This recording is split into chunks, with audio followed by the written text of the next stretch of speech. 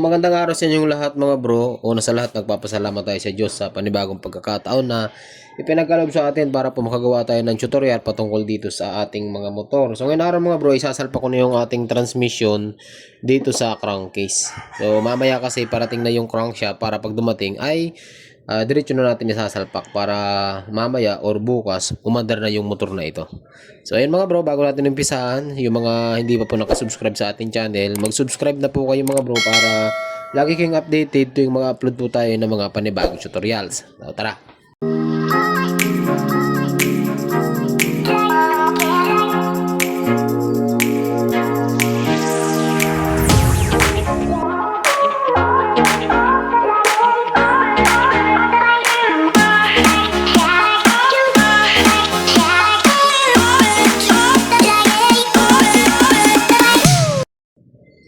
So dito pala mga bro, meron tayong dalawang crankcase left and right. So malimit ako magbuo ng mga NS150, NS160 dito sa may part na ito. So 135 naman dito ako nagbubuo kasi nandito yung guide ng kicker.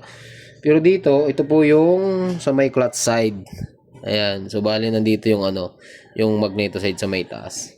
So bago natin ito buuin, so lagyan ko muna ng langis ng mga bro para smooth lang po yung smooth lang yung pagpasok natin.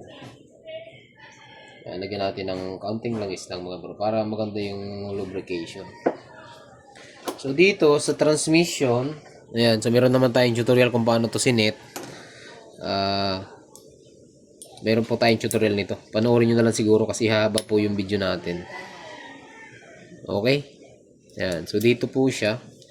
So, lagyan ko rin ng kaunting lagyan din natin ng kaunting oil. Kabilaan. Tapos, tingin double check natin. Yan, tama naman. Okay. Tapos, lagyan lang natin ng kaunti. Yan. So, sa pagkakasama nga bro, madali lang. Ipapantay nyo lang to. Ayan, kagaya nito. Alright.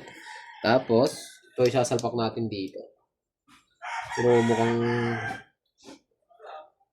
may nakaharang dito So, kitin muna natin. Aha. Yun. Yan. Nakaharang kasi. So, pagkakasa nito mga bro, ganito lang po. Ayan. Ayan. Kita ba? Wala yata. Natin.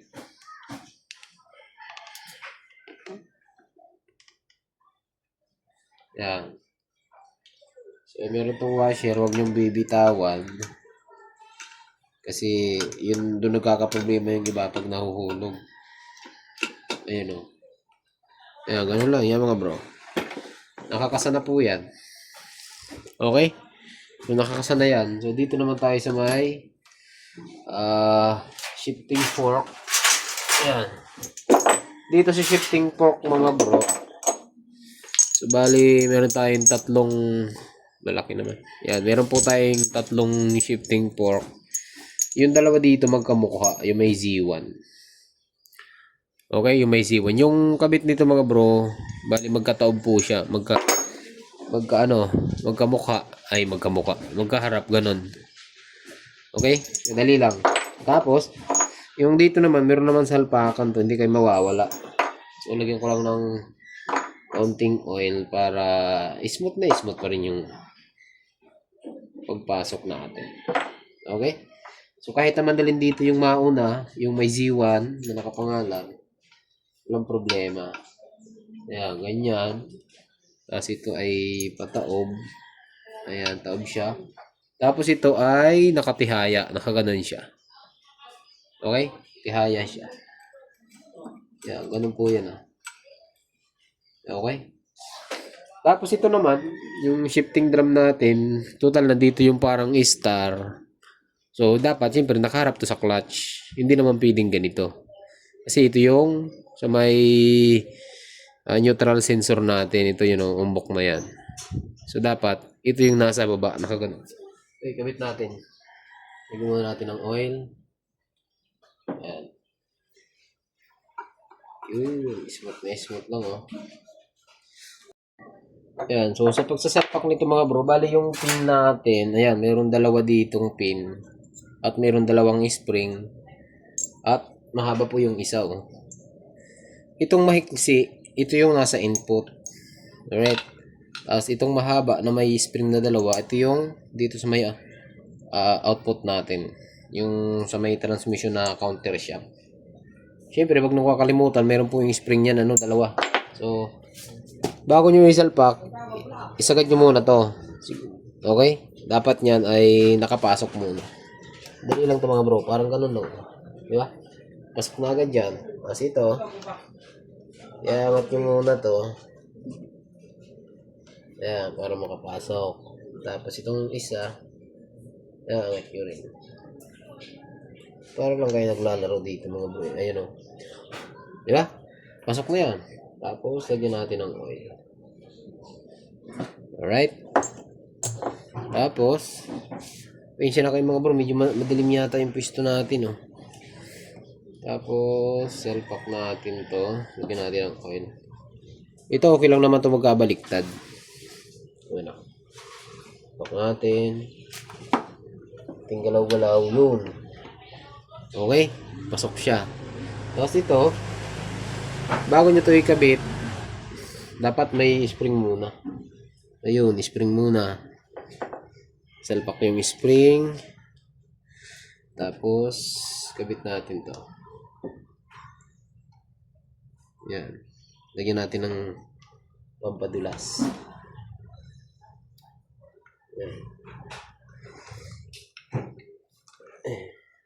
Ay, pumasok. Yun.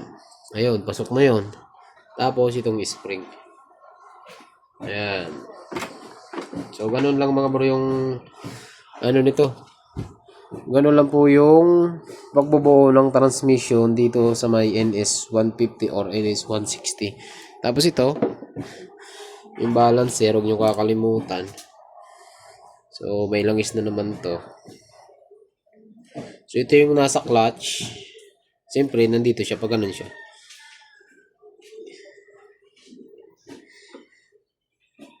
Yan. Right. So, ito yung balancer mga bro. Ang trabaho naman ito is para malis yung vibrate ng ating mga makina. Kaya mayroong mga balancer. Yan.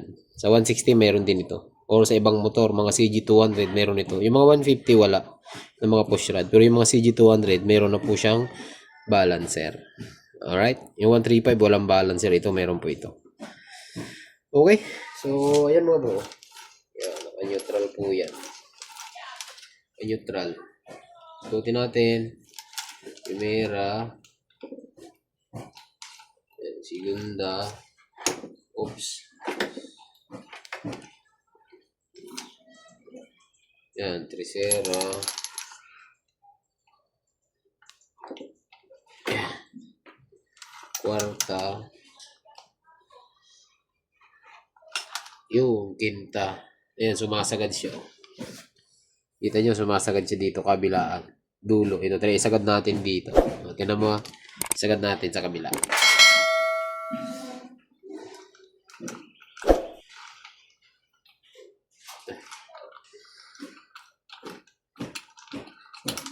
Ayan. Tingnan nyo, sagad na yun mga bro. Ha? Sagad yan. Kabilaan, nagsasagad siya. Ibig sabihin, maganda yung pagkalapat ng transmission natin.